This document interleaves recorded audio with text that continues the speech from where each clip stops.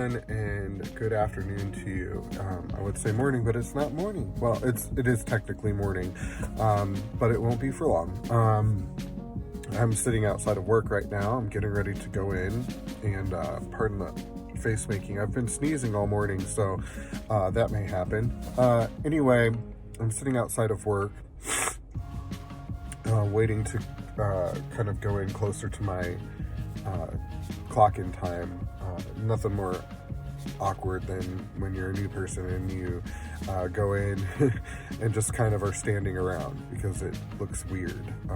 It's different when people know you. So anyway, I just thought I would vlog really quick and kind of touch base with you guys. I was doing a lot of thinking last night about kind of how I wanted to move forward on this weight loss journey. And I think I've come to the decision that I feel like the starch solution is maybe not the best mode of weight loss for me. I did notice some really good benefits of it, and I did notice some weight loss with it. I don't think it's not sustainable for me, and it's not satisfying at all. I think maybe I had in the 1.5 weeks I was on it, I think I maybe had 2 meals that were satisfying. The rest of them I ate, and I ate them because I was hungry, and they were fine, but I never got to that place where I figured out how to make starch solution food delicious, and maybe it's just a matter of getting used to the blandness of it, and I kind of sort of got there, but I also am not one to eat bland food. So I love cooking and I love delicious food, so I'm back to the drawing board on as far as how the diet goes. Now, I did do a little bit of research, and I've fiddled around with the diet stuff for so long now that I kind of know a lot of different diets. The starch solution was one I had never tried before, and so I really wanted to give it a try. And it was fine, it just didn't work out for me. And I should say there's a lot from the starch solution that I'm gonna take away from it. Say hello to my Duncan. First off, one thing I did take away from starch solution is that I use way too much oil, and I always thought it was necessary for cooking purposes. It's really and truly not necessary for most cooking situations. There were a few times that I really did need it, but for the most part, it's not necessary for cooking. It does, however, oil does give a depth of flavor that is nice. So what I'm taking from that is that I need to desperately cut down the amount of oil that I use, and I need to not fry food.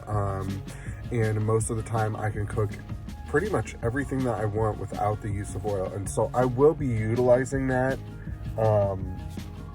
quite a bit, to just kind of forego the oil. Now, what else did I take away from it? I also took away from the starch solution that I can also significantly cut the sugar. I know for me, I've always done, just being a natural vegan, I've always kind of gone straight for the regular sugar and been like, why not use the regular sugar? And I did have weight loss with that, actually. But what I do know now is that there's because of the starch solution, there's so many other ways that I can sweeten things without having to reach for the actual refined sugar. I don't have to do that. I can use maple syrup, there's agave nectars, and there's just fruit in general. On a regular vegan diet, I eat a ton of chocolate, and I don't have to do that. I can reach for fruit as opposed to like an actual kind of chocolate bar or whatever. So there's that. But with all that being said, I'm so excited to get back to just regular veganism and just get back to, you know, having my faux meats and not being scared of the oil and just having a bit of chocolate here and there. So I'm pretty excited about that. Now, I still have this weight loss to contend with. So my plan of attack is that I'm going to shoot for not counting calories per se, but being calorie mindful. And so when I'm preparing my meals, I'm going to track the calories in the meal, and the only reason why I'm doing that is not to get calorie crazy, but just to be mindful of the amount of calories that are going into a meal.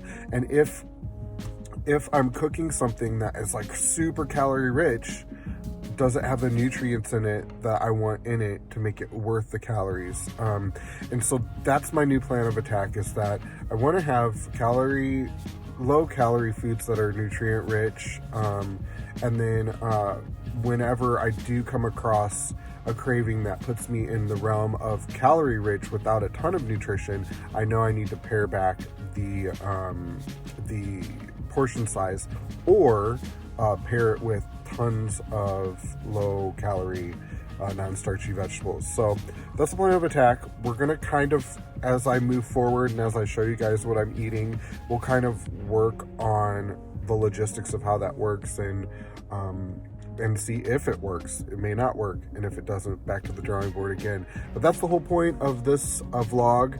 Obviously, it'll no longer be called the Starch Solution Vlog Day, whatever. So I'm gonna work on a name for it. I thought about Papa's Daily Eats. I think that's a good name, but I'm going to bounce it off of some of my very trusted advisors and see what they think about it. Papa's Gotta Eat, Papa's Daily Eats, Papa's Daily Vlog. Maybe not have food in the title, because I'm thinking I want to add other things into the daily portion of this, such as, you know, just kind of overall mental health and diet. So we're working on things, and we're slowly but surely developing a plan of attack. So I don't want this just to be a weight loss channel.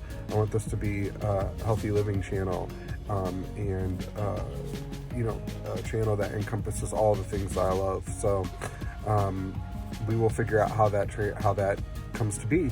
So with that being said, that's all for now.